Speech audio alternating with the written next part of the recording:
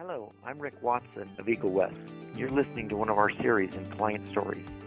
Today I'm speaking with Robin Miller. Robin was an anesthesiologist for Kaiser Permanente for 20 years. In 2011, he took an early retirement and decided to work with Operation Smile, an organization that provides free medical and surgical services to children all around the world who have facial deformities. Robin is going to talk about her choice to take an early retirement, why she became involved with Operation Smile, and what the experience has been like for her. So Robin, let's start with your history and tell us how all this came to be. I was an anesthesiologist for Kaiser Permanente in Northern California, but I've always been a little bit spiritual, I would say, and I know that when I was first watching patients on the table and looking at all the monitors, I realized that actually I wasn't doing very much, and that really there was there's a life force actually that was completely beyond my comprehension that was really keeping the patient alive. I really didn't have any illusions that I was doing this. And I actually like what I do so much that now I like doing it for free. How old were you when you retired? I was 60 in 5 days. So you still had some time and energy to try to do some things. Tell us a little bit about the Operation Smile, what it's all about, how you even heard about it and got into it. Before I was about to retire, actually I wasn't sure if I was going to retire. I was in Peru on a rafting trip, and I had an extra week, so I decided that I would follow the inspiration of one of my friends, and I would do some volunteer work in Peru. So I searched the internet for something that was going on in this extra week, found Peruvian American Medical Society and volunteered with them in Arequipa, ended up doing 5 days of pediatric facial burn reconstruction. And there was an Operation Smile affiliated surgeon there, and he suggested that I work with Operation Smile. And so I first started working with Operation Smile about 2 months after I retired. My first trip was to Tegucigalpa, Honduras, and I'm currently going back this coming weekend on my 4th trip with them into Honduras. You must get some impact of that, or obviously you the people who you work with get something out of this. What do you think you get out of it? I like to take care of people. That's what I do, and so it feels good to do it.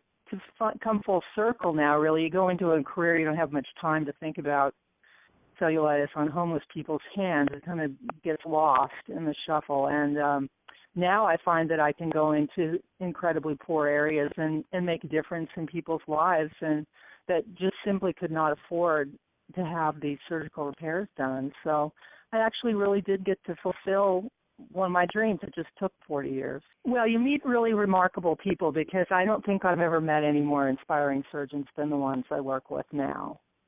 Because they are people who, most of them are still pretty young, working full-time in their own practices, and then they take their vacation weeks and give back. And the people who work for free tend to be super nice people.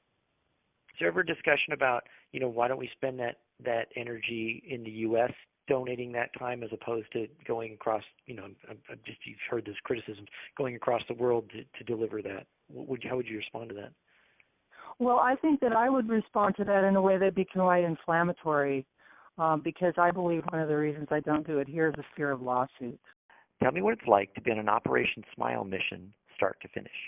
What happens is you show up on these missions, you fly into a country, and maybe you've never met anyone you're going to work with, and you'll get to know them over a 2-3 day period while you're screening the kids, maybe have one day to shop around, and then you're working in a impromptu operating room setting with all kinds of people you've never met, and you may not even speak their language really. So it's made me very adaptable, be open to people.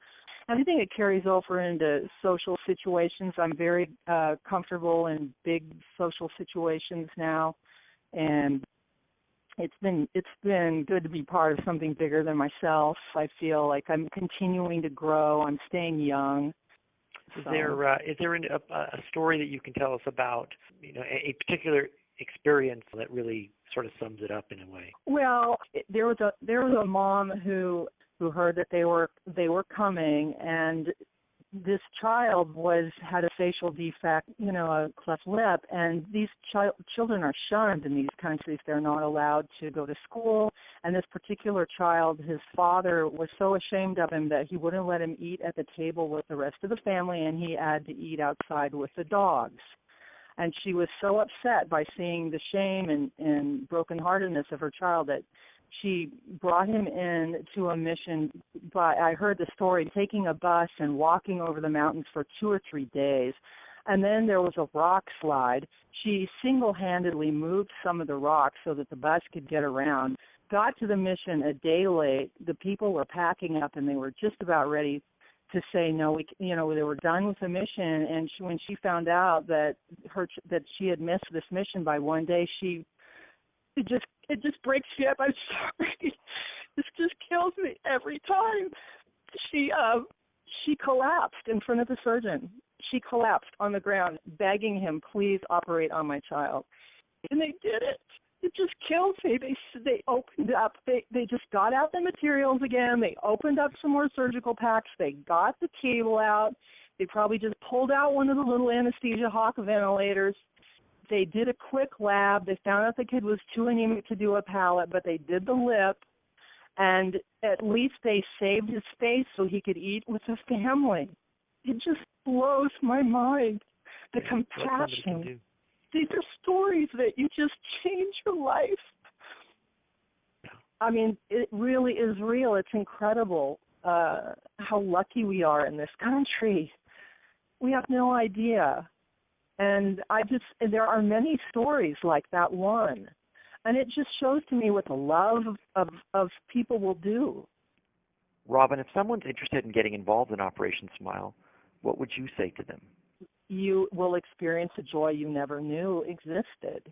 But I think you just have to be really flexible, open-minded, and be ready to embrace new things, new people. But it is a good way, if you're up for it, to give back.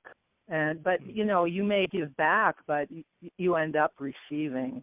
It gets to be almost an addiction to do these missions, and I just need to realize that I've been privileged to do the 15 I've done, and now every time I go, this could be the last one, but you know what? I've helped over 200 kids, and just on my anesthesia table alone, and this could be enough.